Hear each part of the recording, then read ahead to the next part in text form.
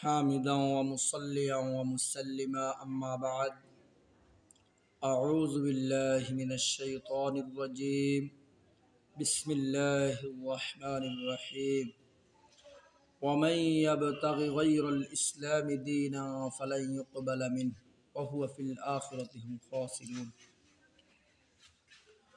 وقال صاحب القرآن صلى الله عليه وسلم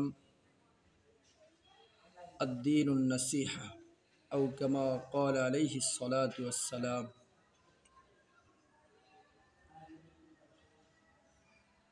সম্মানিত প্রিয় মুসলিম ভাই ও বোনেরা, প্রিয় দেশবাসী, আজকে আপনাদের সামনে একটি গুরুত্বপূর্ণ বিষয় নিয়ে আলোচনা করব ইনশাআল্লাহ। আপনারা সকলেই অবগত যে বর্তমান আমাদের দেশে যে আন্দোলন চলমান, কোটা বিরোধী আন্দোলন, কোটা সংস্কার আন্দোলন, এটা দেশের প্রায় 90% মানুষই সমর্থন করে। ছাত্রদের এই আন্দোলন যৌক্তিক, এটা তাদের অধিকার, আমরাও সমর্থন করি। তারা তাদের অধিকার ফিরে পাক, তারা তাদের যৌক্তিক অধিকার আন্দোলন করে, এটা আমরা বিশ্বাসী। কিন্তু অত্যন্ত দুঃখের বিষয় হলো এই দেশ 95% মুসলমানের দেশ।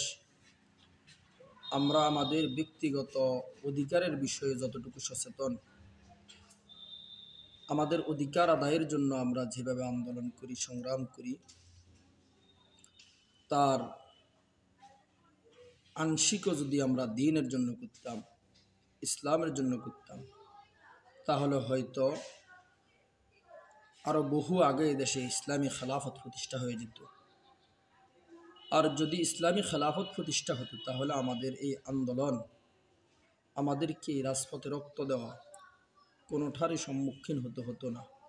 এটাই বাস্তবতা, এটাই সত্য।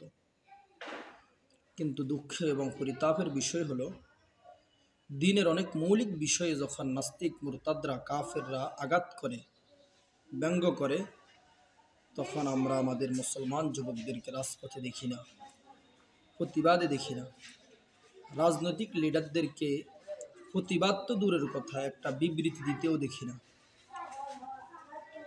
কিন্তু আজকে যখন আমাদের অধিকারের বিষয়ে, নিজের অধিকারের বিষয়ে আসছে, দিন রাত অক্লান্তভাবে আমরা আন্দোলন করছি। অবশ্যই আমি আবারও বলছি, এটা আমাদের ছাত্র ভাইদের যৌক্তিক অধিকার, এটা তাদের যৌক্তিক আন্দোলন, এটাতে আমরা অবশ্যই সম্মতি জ্ঞাপন করছি এবং সহযোগিতা, সর্বোচ্চ সহযোগিতা। আমি যে বিষয়টা বলছিলাম সেটা হলো, আল্লাহ তাআলার সবচাইতে মনোনীত ধর্ম হলো ইসলাম। এই ইসলাম নিয়ে এবং আল্লাহ, রাসূল, কোরআন, সুন্নাহ, ইসলামের মৌলিক কোনো বিষয় নিয়ে যখন কোনো নাস্তিক, মুরতাদ, কাফের কটূক্তি করে, বিষোদ্গার করে, তখন কিন্তু আমাদেরকে এতটুকু সচেতন এবং কার্যকরী ভূমিকা দেখা যায় না। এটা অত্যন্ত দুঃখের বিষয়। আমরা যদি আমাদের অধিকারকে যেভাবে গুরুত্ব দেই, ইসলামের বিষয়গুলোকেও এইভাবে গুরুত্ব দিই, তাহলে এদেশে কোনো পুলিশ সুপার, কোনো পুলিশ কর্মকর্তা, কোনো সরকারি আমলা আমাদের নবী মুহাম্মদ সাল্লাল্লাহু আলাইহি সাল্লামকে নিয়ে বিষোদ্গার, কটূক্তি করার সাহস পেত না। তাদের এই দুঃসাহসের পিছনে মূল কারণ হলো আমাদের দুর্বলতা, আমাদের মধ্যে যে একটা জাগ্রত থাকার কথা ছিল, ইসলাম নিয়ে যে ভূমিকা রাখা দরকার ছিল, তার ন্যূনতম আমাদের মধ্যে না থাকার কারণে 95% মুসলমানের দেশে তারা এভাবে আল্লাহ, রাসূল, কোরআন, সুন্নাহ নিয়ে কটূক্তি করে, অবমাননা করে, যার কার্যকরী কোনো পদক্ষেপ রাষ্ট্রীয়ভাবেও নেওয়া হয় না এবং রাজনৈতিক কোনো বড় লিডারকেও আমরা প্রতিবাদ তো দূরের কথা, একটু বিবৃতি দিতেও দেখি না এবং যুবক ভাইদেরকেও এতটুকু সচেতন দেখি না, যার কারণে রাসূলের প্রেম, দ্বীন ও ইসলামের মুহাব্বত, ভালোবাসা আমাদের মধ্যে আছে, এটা প্রকাশ হবে এমনটা আমাদের দেখাই যায় না। এজন্য প্রিয় দেশবাসী এবং মুসলমান ভাই বোনদের দৃষ্টি আকর্ষণ করছে, বিশেষ করে যুবক ভাইদেরকে, আপনারা আপনাদের যৌক্তিক আন্দোলন করুন। আমরা আমাদের অবস্থান থেকে সর্বোচ্চ সহযোগিতা করছি এবং করব, কিন্তু আপনাদের কাছে আমাদের আকুল আবেদন এটাই, আজকে আপনারা যেমন নিজেদের অধিকার আদায়ের জন্য যৌক্তিক আদায়ে আন্দোলন করছেন, জীবন দিচ্ছেন, রক্ত দিচ্ছেন,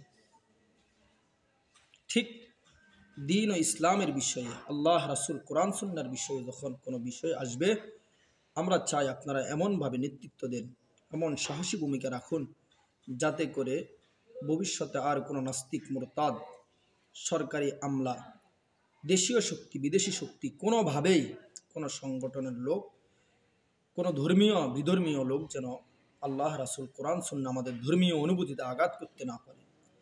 এ বিষয়ে আপনাদের সমীপে আকুল আবেদন, আপনাদের সুস্বাস্থ্য এবং আপনাদের ন্যায্য অধিকার আদায় হওয়ার জন্য দোয়া করে এবং সহযোগিতার আশ্বাসের মাধ্যমে আপনাদের থেকে বিদায় নিচ্ছি।